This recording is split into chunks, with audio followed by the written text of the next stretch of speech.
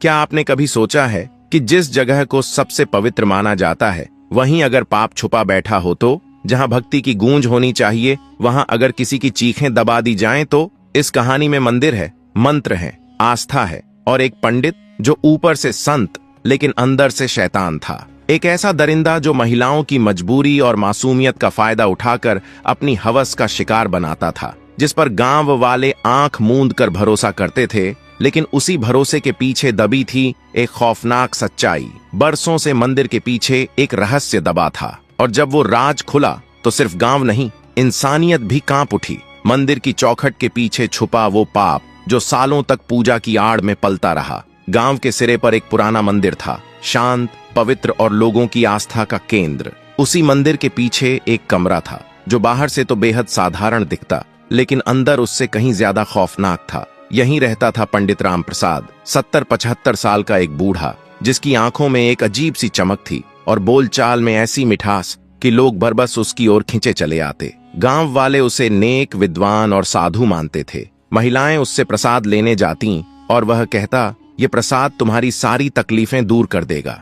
पर असली सच्चाई ये थी कि ये प्रसाद दरअसल उसकी हवस का बहाना था। वो औरतों की भावनाओं से खेलता, उनकी कमजोरियों को समझता और फिर उनकी आबरू को अपनी हवस की भेंट चढ़ा देता। वह इतना शातिर था कि कभी किसी ने उस पर शक तक नहीं किया। गांव में उसकी छवि एक धार्मिक और आदर्श इंसान की बनी हुई थी, लेकिन उसके कमरे की दीवारों के पीछे छुपी थी एक स्याह हकीकत जो किसी ने देखी नहीं, पर कुछ चेहरों पर उसकी परछाई जरूर दिखती थी। उसी गांव में एक लड़की रहती थी, सविता। सविता एक गरीब किसान की बेटी थी, लेकिन उसकी आंखों में सपने थे और दिल में जज्बा। मासूमियत उसकी पहचान थी। वह विजय नाम के एक सीधे सादे दुकानदार से मोहब्बत करती थी, जिसकी दुकान गांव के बीचों बीच थी। विजय की ईमानदारी और मेहनत ने उसे गांव में पसंदीदा बना दिया था। सविता और विजय की प्रेम कहानी बरगद के पेड़ के नीचे और खेतों के किनारे परवान चढ़ रही थी, लेकिन सविता के पिता मनोहर लाल इस रिश्ते के सख्त खिलाफ थे।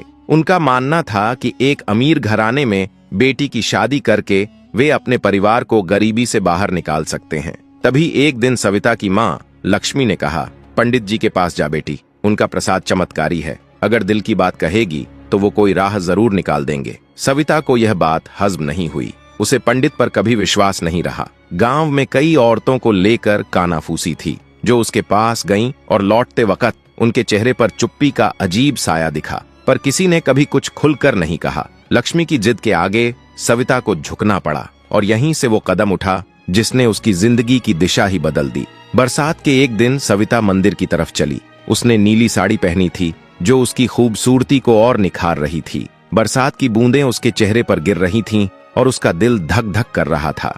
मंदिर के पास राम प्रसाद अपने कमरे में बैठा था। उसने सविता को देखते ही मुस्कुराकर इस्तकबाल किया। आओ बेटी, क्या परेशानी है? उसकी आवाज में अजीब सी मिठास थी। सविता ने हिचकिचाते हुए अपनी कहानी सुनाई। उसने बताया कि वह विजय से मोहब्बत करती है, लेकिन उसके वालिद इस रिश्ते के खिलाफ हैं। राम प्रसाद ने सर हिलाया और कहा, यह तो बहुत छोटी सी बात है सविता, मेरा प्रसाद तेरी जिंदगी बदल देगा। यह ले, और इसके लिए तुझे मेरी बात माननी होगी। उसने सविता को प्रसाद दिया और कहा, तुम्हारे दुख और परेशानियां दूर हो जाएंगी, लेकिन इसके लिए खास पूजा रात को अकेले करनी होगी। तुम किसी को ना बताना। सविता का दिल धक धक करने लगा। उसे राम प्रसाद की नीयत पर शक हुआ। उसने पूछा, क्या यह पूजा दिन में नहीं हो सकती? राम प्रसाद ने हंसते हुए कहा, बेटी, जादू रात को ही होता है, तुम फिक्र न करो, मैं तेरा भला ही चाहता हूँ। सविता घर वापस आई, लेकिन उसका दिल बेचैन था। उसने विजय से बरगद के पेड़ के नीचे मुलाकात की और सारी बात बताई। विजय गुस्से से भर गया। उसने कहा, सविता, यह पंडित कोई अच्छा आदमी नहीं है। गांव में उसके बारे में बातें चलती हैं, तुम उसके पास वापस नहीं जाओगी। लेकिन सविता ने कहा, विजय, अगर हम उसे बेनकाब ना करेंगे तो वह औरतों को अपनी चालों में फंसाता रहेगा। मुझे एक मंसूबा बनाना होगा। सविता ने विजय के साथ मिलकर एक मंसूबा बनाया। वह रात को राम प्रसाद के पास जाने वाली थी, लेकिन इस बार वह अकेली नहीं थी। विजय, गांव का पंच कृष्णा और उसका दोस्त अर्जुन छुपकर उसकी हिफाजत के लिए मौजूद थे। रात हुई। सविता ने अपनी मां से छुपकर मंदिर की तरफ कदम बढ़ाए। बरसात अब भी जारी थी और उसका दुपट्टा भीग चुका था। राम प्रसाद अपने कमरे में बैठा उसका इंतजार कर रहा था। उसने सविता को देखकर मुस्कुराते हुए कहा, आओ सविता, आज तेरी मोहब्बत का ख्वाब सच होगा। उसने पूजा शुरू की और प्रसाद दिया। कहते हुए, तुम्हारे दुख और परेशानियां दूर हो जाएंगी। लेकिन उसकी नजरें सविता पर टिकी थीं। जैसे ही वह सविता के करीब आया और उसका हाथ पकड़ने की कोशिश की, सविता ने जोर से चिल्लाया, यह क्या कर रहे हो पंडित जी? उसी लम्हे विजय, कृष्णा और अर्जुन कमरे में दाखिल हुए। राम प्रसाद घबरा गया। उसने भागने की कोशिश की, लेकिन गांव वालों ने उसे पकड़ लिया। सविता ने सबको राम प्रसाद की असलियत बताई कि वह प्रसाद के बहाने औरतों को धोखा देता था। गांव वालों ने उसे सजा दी और गांव से निकाल दिया। सविता की हिम्मत की कहानी गांव में मशहूर हो गई। सविता के वालिद मनोहर लाल ने भी विजय से उसकी शादी कबूल कर ली। 1 साल बाद सविता और विजय की शादी हुई। शादी के दिन विजय ने सविता के हाथ में एक चांदी का कंगन पहनाया, जो मोहब्बत का बंधन था, ना कि किसी पंडित की चालाकी का। सविता ने घर संभाला और गांव की औरतों को सिलाई और कढ़ाई सिखाने लगी। विजय ने अपनी दुकान को बढ़ाया और दोनों की मोहब्बत हर रोज गहरी होती गई। लेकिन राम प्रसाद की कहानी खत्म ना हुई। उसके दिल में बदले की आग सुलग रही थी। वह गांव से निकल गया, लेकिन उसने अहद किया कि वह सविता और गांव वालों से हिसाब चुकता करेगा। 1 साल बाद गांव में एक नई अफवाह फैली। एक नया पंडित शंकरदास गांव के करीब एक छोटे से आश्रम में रहने आया। उसकी उम्र भी 70 से 75 साल थी, लेकिन उसका चेहरा पुरकशिश था। वह औरतों को प्रसाद देता और कहता, आपके दुख और परेशानियां दूर हो जाएंगी। गांव की औरतें उसकी तरफ खींची चली गईं। सविता को यह सब सुनकर शक हुआ। उसने विजय से कहा, यह शंकरदास कोई नया पंडित नहीं, मुझे लगता है कि यह राम प्रसाद की नई चाल है।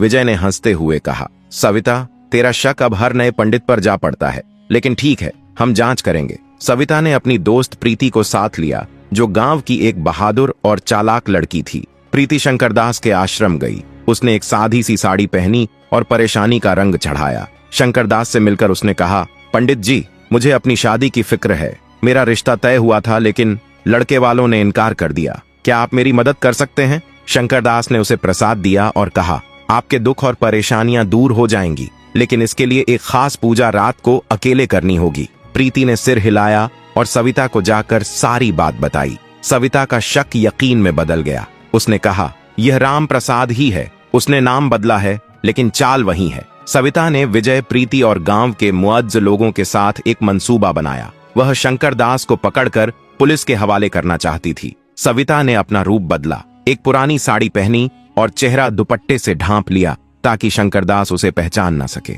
वह आश्रम पहुंची और कहा, पंडित जी, मेरी शादी को 1 साल हो गया, लेकिन मेरा शौहर अब मुझसे प्यार नहीं करता। क्या आप मेरी मदद कर सकते हैं? शंकरदास ने सविता को देखा। उसकी आंखों में वही चमक थी जो राम प्रसाद की थी। उसने प्रसाद दिया और कहा, आपके दुख और परेशानियां दूर हो जाएंगी। बस तुझे रात को एक पूजा के लिए अकेले आना होगा। सविता समझ गई कि यह वही पुरानी चाल है। उसने शंकरदास से कहा कि वह रात को आएगी, लेकिन इस बार सविता ने पूरे गांव को अपने मंसूबे में शामिल किया। उसने पंच कृष्णा, विजय के दोस्त अर्जुन और अपने वालिद मनोहर लाल को भी बताया।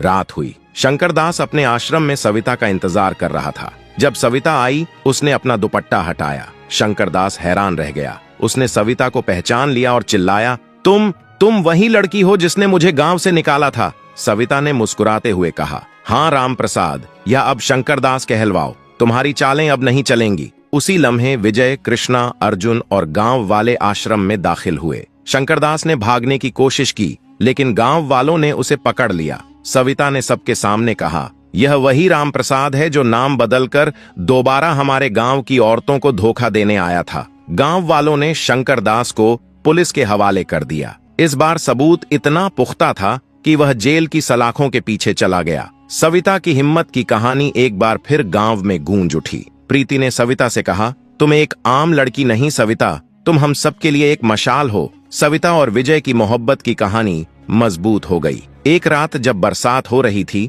विजय ने सविता को अपने घर की छत पर बुलाया। उसने सविता के हाथ में एक चांदी का कंगन दिया। विजय ने कहा, सविता, यह मेरी मोहब्बत का वादा है। तुमने न सिर्फ मेरी जिंदगी बचाई, बल्कि पूरे गांव को एक धोखेबाज से नजात दिलाई। सविता की आंखों में आंसू आ गए। उसने कंगन पहना और विजय के गले लग गई। बरसात की बूंदों के बीच दोनों ने हमेशा साथ रहने का वादा किया। अब हम आपको एक और धोखे की कहानी से रूबरू कराते हैं, जहां सच्चाई की जीत हुई और ढोंग का पर्दाफाश हुआ। चलिए शुरू करते हैं अगली कहानी। गांव में कुछ महीनों से एक नया व्यक्ति आया था, जो खुद को स्वामी वेदांत कहता था। उसकी लंबी सफेद धोती, चमकदार माथे का तिलक और मीठी मीठी बातें सुनकर गांव वाले उसे एक पवित्र व्यक्ति समझने लगे। उसने दावा किया कि उसके पास एक अनोखा मंत्र है जिससे हर परेशानी दूर हो जाती है। स्वामी वेदांत ने कई गांव वालों से पैसे लेकर उनसे कहा, मेरे खास अनुष्ठान से आपकी किस्मत चमक जाएगी। कुछ लोगों ने इस पर विश्वास किया तो कुछ लोग संदेह में थे,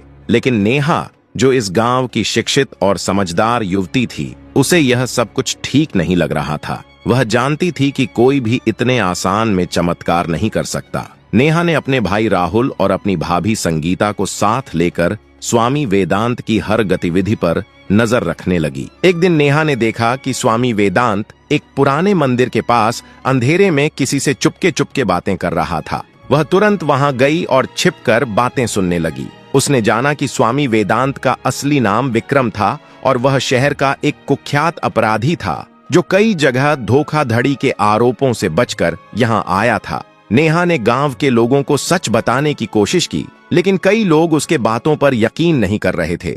वे स्वामी वेदांत को एक सच्चा संत मानने लगे थे। स्वामी वेदांत ने धीरे धीरे गांव वालों को अपने जाल में फंसाना शुरू कर दिया। उसने उनसे नकली अनुष्ठान के नाम पर हजारों रुपए लिए और उनसे गांव की जमीन के कागजात भी लेकर जमा करने लगे। स्वामी की चालाकी इतनी थी कि उसने गांव के बुजुर्ग और रसूखदार लोगों को भी प्रभावित कर लिया था। इसके कारण गांव में उसके खिलाफ आवाज उठाना मुश्किल हो गया था। एक दिन नेहा ने अपनी भाभी संगीता के साथ योजना बनाई। उन्होंने गांव के कुछ युवा भाइयों के साथ मिलकर स्वामी के झूठ का पर्दाफाश करने की ठानी। नेहा और उसके साथियों ने स्वामी की झोपड़ी के आसपास छुपकर उसकी हर हरकत रिकॉर्ड की।